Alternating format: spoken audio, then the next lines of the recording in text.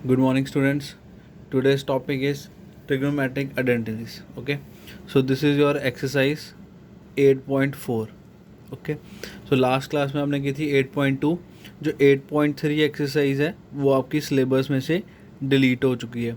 ठीक है, सीबीएसई की तरफ से जो नोटिफिकेशन आया था उसमें 8.3 इज़ डिलीटेड. ओके, तो वो आपका जो टॉपिक था वो था T ratios of complementary angles. ठीक है, तो ये जो है आपका टॉपिक में नहीं है. ठीक है, सिलेबस में नहीं है ये topic. So next is trigonometric identities. Okay, तो बेटा देखते हैं क्या होती है आइडेंटिटीज़. एक हम राइट एंगल ट्राइंगल लेते हैं. ठीक है, A B and C right angle at B. ठीक है, तो कंसीडर कर लेते हैं कुछ एंगल ए को. ठीक है, सो बेटा अब यहाँ पे अगर हम पाइथागोरस थ्योरम लगाएं तो पाइथागोरस क्या होती है, A C square is equal to A B square plus B C square. ठीक है, सो इस फॉर्मूला को यूज़ करके हम अलग अलग ट्रिग्नोमेट्रिक आइडेंटिटीज़ यूज़ कर सकते हैं. ठीक है, सो सबसे पहले क्या करते हैं, क्या करो, divide both sides by A C square. ठीक है, यहाँ पे ए सी स्क्वायर है तो मैं क्या करता हूँ, सबसे पहले ए सी स्क्वायर के साथ डिवाइड करता हूँ दोनों साइड्स पे. ठीक है, तो मेरे पास ये टर्म क्या बन जाएगी, A B square upon A C square plus B C square upon A C square. ये बन जाएगी A C square upon A C square. ठीक है, सो इसको मैं लिख सकता हूँ A B upon A C whole square plus B C upon A C whole square, और ए सी स्क्वायर से ए सी स्क्वायर कैंसिल, तो यहाँ पे क्या आ जाएगा 1. ठीक है, सो बेटा ए बी अपॉन ए सी ये क्या है, ये एक रेशियो है, रेशियो ऑफ टू साइड्स, तो इसको मैं ट्रिग्नोमेट्रिक रेशियो के साथ रिप्लेस कर सकता हूँ. ठीक है, सो अगर आप देखो साइन कॉस और टैन का फॉर्मूला. ठीक है, सो साइन किसके इक्वल होता है, परपेंडिकुलर अपॉन हाइपोटेन्यूज.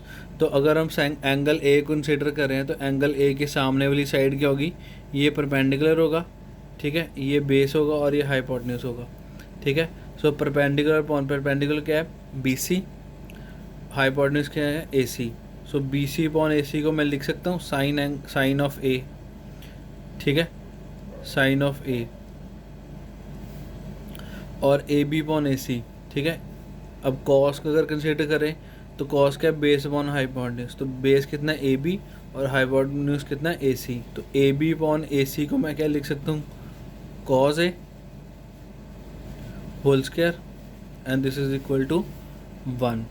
ठीक है, तो यहाँ पे हमारी फर्स्ट आइडेंटिटी आ जाएगी, that sine square A plus cos square A is equal to 1. तो बेटा ये प्रूफ हो गया इस आइडेंटिटी का, sine square plus cos square की वैल्यू कितनी है, 1 के इक्वल. तो ये आ गई हमारे पास फर्स्ट आइडेंटिटी.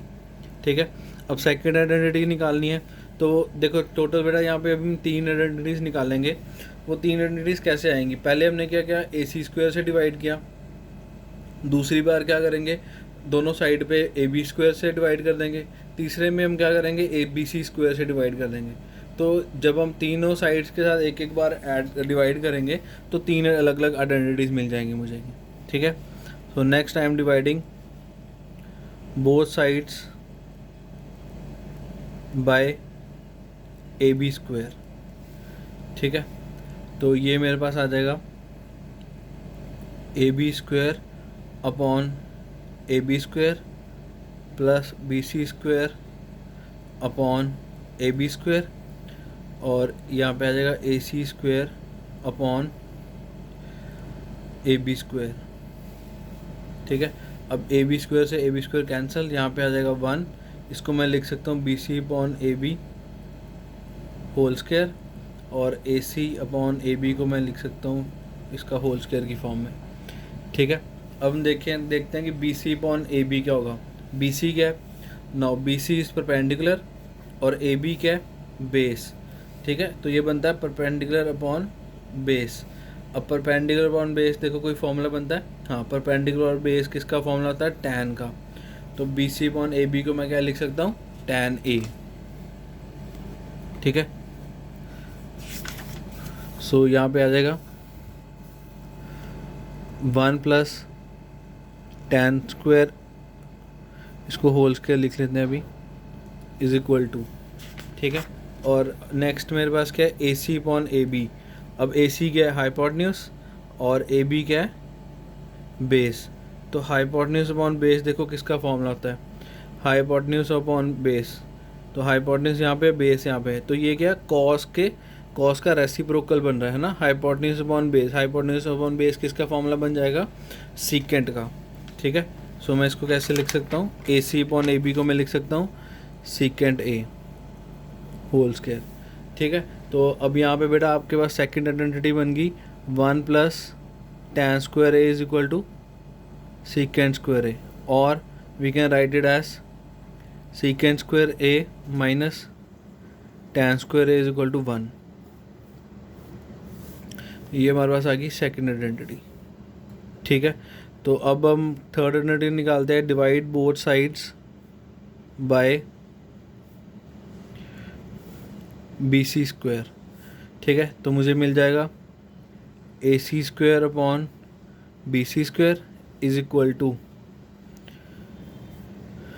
ए B square upon B C square plus B C square upon B C square. तो बी सी स्क्वायर से बी सी स्क्वायर कैंसिल, इसको मैं पहले लिख लेता हूँ 1 प्लस, अब A B upon B C, A B upon B सी। तो ए बी क्या है, A B is the base, ठीक है, और बी सी क्या है, परपेंडिकुलर। तो बेस अपॉन परपेंडिकुलर किसका फॉर्मूला आता है, बेस अपॉन परपेंडिकुलर। तो ये किसका बनता है, टैन का अपोजिट, मतलब टैन का रेसिप्रोकल। तो बेस अपॉन परपेंडिकुलर फॉर्मूला किसका बनेगा, टैन का रेसिप्रोकल क्या होता है, कॉट। सो यहाँ पे आ जाएगा 1 प्लस